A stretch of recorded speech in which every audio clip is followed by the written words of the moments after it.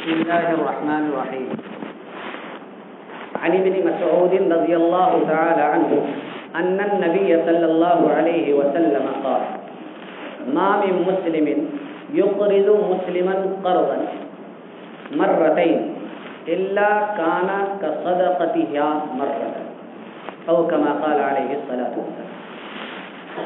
ایک مختصر حدیث پاک پڑھی گئی ہے. اسی حدیث کی روشنی میں انشاءاللہ کچھ باتیں عرض کی جائیں گی. ہو سکتا ہے اللہ کے کسی بندے کو فائدہ ہو. اس حدیث پاک کو امام ابن ماجہ رحمۃ اللہ علیہ نے اپنی کتاب سنن ابن ماجہ میں نقل فرمایا ہے. اور اس حدیث کو بیان کرنے والے بہت ہی مشہور صحابی ہیں، حضرت عبداللہ ابن مسعود رضی اللہ تعالیٰ عنہ. یہ اللہ کے رسول صلی اللہ علیہ وسلم کے بڑے خاص خادم تھے. تو حضرت عبداللہ ابن مسعود رضی اللہ تعالیٰ عنہ فرماتے ہیں کہ اللہ کے رسول صلی اللہ علیہ وسلم نے ارشاد فرمایا. اس حدیث پاک میں جو ہے ایک بہت اچھا عمل بیان کیا گیا، لیکن ہمارے زمانے میں یہ عمل بدنام ہو گیا ہے. یہ بڑے اجر و ثواب والا عمل ہے، لیکن لوگوں نے اپنے عمل کے ذریعے اور اپنے برتاؤ کے ذریعے اس عمل کو بالکل بدنام کر کے رکھ دیا ہے. کون سا عمل ہے؟ وہ عمل ہے قرضہ، قرض دینا لینا، قرض دینا اور لینا. آج کل کوئی آدمی کسی سے قرض مانگتا ہے تو دینے والا کیا آتا ہے؟ گھبرا جاتا ہے کہ کہیں میرا مال لوٹ نہ لے، کہیں میرا مال ہڑپ نہ کر جائے، کہیں میرا مال دبا نہ لے. اور عام طور پہ معاشرے میں آپ دیکھیں گے کہ قرض لینے کے لیے جب آتا ہے کوئی تو بڑی منت سماجت کرتا ہے، ہاتھ پیر جوڑتا ہے، روتا ہے، گڑ گڑاتا ہے، واسطہ دیتا ہے طرح طرح. لینے ٹائم تو اس طرح کرتا ہے، پھر جب لے کے چلا جاتا ہے اب جو ہے جس نے قرض دیا وہ بیچارہ اس کے پیچھے پیچھے دوڑتا ہے کہ بھائی دے دو، بھائی دے دو، ایسے جیسے کہ بھیک مانگ رہا ہے. تو یہ عمل بڑا اجر و ثواب والا ہے، لیکن لوگوں نے اپنے عمل اور اپنے برتاؤ کے ذریعے اس کو بالکل ہی بدنام کر دیا ہے کہ کسی سے قرض مانگو تو وہ کان پکڑتا ہے کہ نہیں، کسی کو قرض نہیں، کسی کو قرض. حالانکہ اس پر بڑے اجر و ثواب کا وعدہ ہے. اللہ کے نبی صلی اللہ علیہ وسلم نے ارشاد فرمایا کہ ما من مسلم یقرض مسلما قرضا مرتين، کہ جو بھی مسلمان دوسرے مسلمان کو 2 مرتبہ قرض دیتا ہے. ایک مرتبہ کوئی آیا اور قرض لیا کہ 100 روپے دے دو، قرض دے دیا. دوسری مرتبہ پھر آیا کہ 100 روپے قرض دے دو، 100 روپے قرض. کہا کہ 2 مرتبہ اگر کوئی شخص کسی کو قرض دے دے، فرمایا کہ یہ ایسے ہے جیسے کہ ایک مرتبہ اس نے صدقہ کیا. ایسے ہے جیسے کہ ایک مرتبہ اس نے 100 روپے صدقہ کر دیا. حالانکہ پہلی مرتبہ جب 100 روپے قرض دیا تو پھر واپس لے گا، پھر دوسری بار جب 100 روپے قرض دیا وہ بھی واپس لے گا. لیکن اللہ کے نبی صلی اللہ علیہ وسلم نے فرمایا کہ 2 مرتبہ قرض دینے کے بعد اب اس کو 100 روپے صدقہ کرنے کا ثواب مل جائے. حالانکہ دیا کچھ نہیں دیا، دونوں 100 روپے اس کو واپس مل گئے.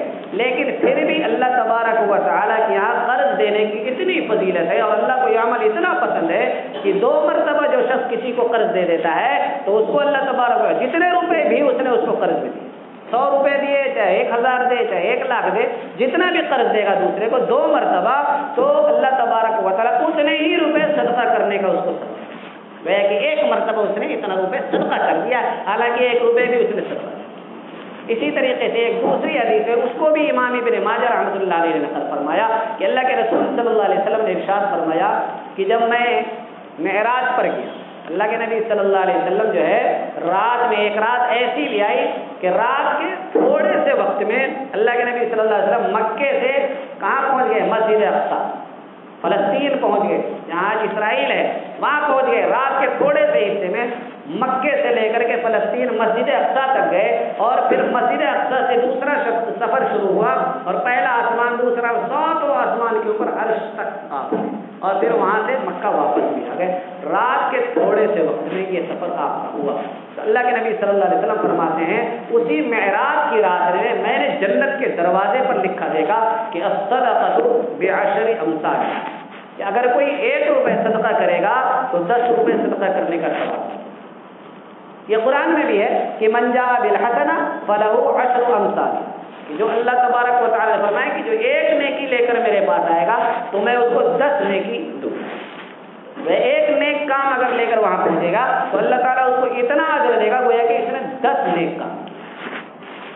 تو تو اس حدیث میں یہ کہا گیا کہ الصدقۃ بعشر امثال، جنت کے دروازے پر لکھا ہوا ہے کہ اگر کوئی 1 روپے صدقہ کرتا ہے تو اس کو 10 روپے صدقہ کرنے کا ثواب ملتا ہے۔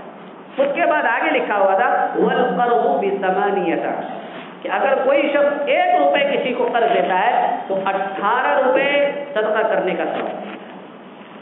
حالانکہ 1 روپے آپ نے صدقہ کیا تو آپ کے پاس واپس نہیں آئے گا، وہ چلا گیا، وہ 1 روپے چلا گیا تو آپ کو 10 روپے صدقہ کرنے کا ثواب ہے، اور 1 روپے آپ نے قرض میں دیا تو وہ واپس آئے گا، لیکن پھر بھی صدقے سے زیادہ ثواب، صدقے پر 1 روپے پہ 10 روپے کا ثواب ملتا ہے، اور 1 روپے قرضہ دینے پر 18 روپے صدقہ کرنے کا ثواب ملتا ہے۔ کتنی بڑی فضیلت ہے۔ اللہ کے نبی صلی اللہ علیہ وسلم کو بڑی حیرانی ہوئی، بڑا تعجب ہوا، پوچھا کہ جبرائیل یہ کیا بات ہے، صدقہ کرنے والا جب صدقہ دے دیتا ہے تو واپس نہیں آتا، اور قرض دینے والا جب قرض دیتا ہے تو واپس لے لیتا ہے، پھر بھی صدقہ سے زیادہ قرض پر ثواب کیوں مل رہا ہے؟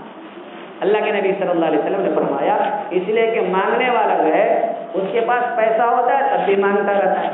چنانچہ آپ فقیروں کو، بھیکاری لوگوں کو دیکھ لیجئے، ان کے پاس پیسہ ہوتا ہے وہ پھر بھی مانگتے ہی رہتے، وہ ساری زندگی مانگتے رہتے، اور مانگتے مانگتے لاکھوں روپے جمع کر لیتے نا، تب بھی وہ مانگتے ہی رہتے۔ تو فرمایا کہ مانگنے والا اور بھیک مانگنے والا جو بھیک مانگتا ہے نا، اس کے پاس پیسہ ہوتا ہے تب بھی بھیک مانگتا ہے، لیکن قرضہ جو آدمی لینے جاتا ہے وہ بغیر ضرورت کے کوئی قرضہ لینے نہیں جاتا ہے۔ کسی کو شوق نہیں ہوتا کہ کسی سے جا کر کے قرضہ مانگے، تو کہا یہ ضرورت مند ہے، تو ایک ضرورت مند کی تم نے ضرورت پوری کی، اس وجہ سے اللہ تبارک و تعالیٰ اس پر زیادہ ثواب۔ یہ تو ہوا قرض دینے والے کے لیے تھا۔ دوسری حدیث، ایک حدیث ہے اس میں اللہ کے نبی صلی اللہ علیہ وسلم نے فرمایا کہ جو شخص کیا کرتا ہے، کسی سے قرض لیتا ہے، ایک آدمی کیا دوسرے کے پاس اور کہا کہ مجھے 100 روپے، 1000 روپے، 5000 روپے، 10,000 روپے قرض دے دو، قرض لینے کے لیے گیا، کہا کہ جو شخص قرض لینے کے لیے جاتا ہے اور اس کی نیت اس وقت یہ ہوتی ہے قرض لینے کے وقت کہ میں تو دوں گا نہیں، ادا کرنے کی نیت نہیں تھی، پہلے سے نیت ہوتی ہے، نیت میں کھوٹ، نیت میں فساد، نیت میں بگاڑ پہلے سے ہی ہے کہ قرض تو لے رہا ہوں لیکن دوں گا نہیں۔ تو اللہ کے نبی صلی اللہ علیہ وسلم نے فرمایا کہ قیامت کے دن جب اللہ تبارک و تعالی سے ملے گا تو اس کا نام چوروں کی فہرست میں لکھا ہوگا، چور بن کے اللہ تعالیٰ سے ملے گا، اس کا نام جیسے چوروں کی لسٹ بن کر کے اللہ کے سامنے پیش ہوگا کہ یہ چور ہے، یہ چور ہے، یہ چور ہے، تو اس نے چرایا نہیں، قرض لیا ہے، لیکن نیت میں فساد اور نیت کی بگاڑ کی وجہ سے اللہ کے یہاں اس کا نام چوروں کی فہرست میں لکھا جائے گا۔ اس لیے قرض لے تو قرض لینے کے بعد ادائیگی کی فکر کریں، اور قرض لینے کے ٹائم ہی نیت ہونی چاہیے کہ میں ہر حال میں اس کو ادا کروں۔ ہاں تو یہ ہونا چاہیے، تو قرض دینے والا دے تو اجر و ثواب کی نیت رکھے، قرض لینے والا دبانے کے لیے اور ہڑپ کرنے کے لیے قرض نہ لیا کرے اور پریشان نہیں کیا کرے، بلکہ کیا کرے، جس ٹائم کا وعدہ کیا ہے اسی ٹائم پر اس کے قرض کو ادا کر دے۔ اگر 3 دن میں ادا کر سکتا تو 5 دن کا ٹائم پہلے سے لے، 2-4 دن بڑھا کر کے ٹائم لے تاکہ سہولت کے ساتھ ادا کر سکے۔ اللہ تبارک و تعالی ہم سب کو عمل کی توفیق عطا فرمائے۔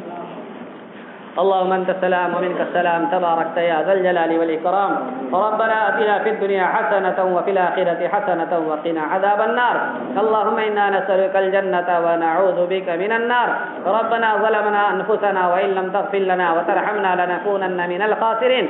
اے اللہ ہم تمام کی مغفرت اور بخشش کا فیصلہ فرما، اے اللہ نیک اعمال کی توفیق عطا فرما، اے اللہ برے اعمال سے حفاظت فرما، اے اللہ جو نیک اعمال کرتے ہیں ان کو قبول فرما، اے اللہ جو بھی نیک اعمال کرتے ہیں انہیں قبول فرما، اے اللہ بیماروں کو شفا عطا فرما، اے اللہ آفت زدہ لوگوں کی آفت کو دور فرما، اے اللہ مصیبت زدہ لوگوں کی مصیبت کو دور فرما، اے اللہ پریشان حال لوگوں کی پریشانیوں کو دور فرما، اے اللہ ہر اچھے عمل کی توفیق عطا فرما، ہر برے عمل سے ہم میں سے ہر شخص کی حفاظت فرما، اے اللہ ہر ایک شخص کی پریشانی کو محض اپنے فضل و کرم سے دور فرما، اے اللہ ہماری تمام دعاؤں کو محض اپنے فضل و کرم اور نبی کریم صلی اللہ علیہ وسلم قرآن کریم کے صدقے میں قبول فرما۔